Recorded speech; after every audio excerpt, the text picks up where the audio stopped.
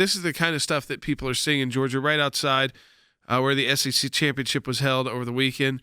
Vote Democrat, get $1,200. And then under it says not an offer or solicitation. What they talked about there was a stimulus. By the way, that didn't actually occur. Their stimulus, you got $600. So that's a bad ad. But also, talk about right on the line of illegal.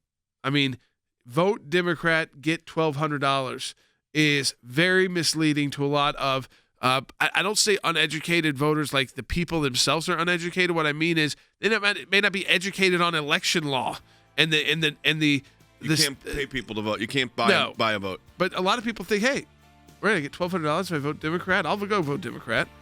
That's what they were trying to do with this. Yeah. This was not a message on stimulus.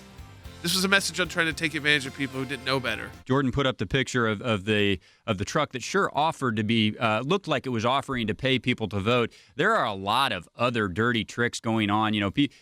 Democrats posing as Republicans, trying to get Republican voters not to vote for the Republican candidates. The president said last night he'll be there the day before. Yeah, and I think Ivanka Trump is there today. She's in North Fulton and Walton counties, which are both in northern portion. A lot of travel Georgia. there. Yeah, and the vice president was just down there. But then I think it'd be important to explain to people how significant this is. Yeah, well, I mean, it's the difference between Leader Schumer and Leader McConnell. It's the difference between having a check for the confirmations of the nominations of potential President Biden or not having a check, just having a rubber stamp in the United States Senate for not only the nominations, but also for the Green New Deal, court packing, higher taxes, and all the rest. I think Jordan's correct that there probably is an expectation that maybe the pace of voting could drop off a little bit. But I'll tell you, the fact that it's on track right now with the presidential election, that is just unheard of for a runoff. One thing I do think that officials in Georgia need to be looking at, and we need to hold them accountable for this, Jay.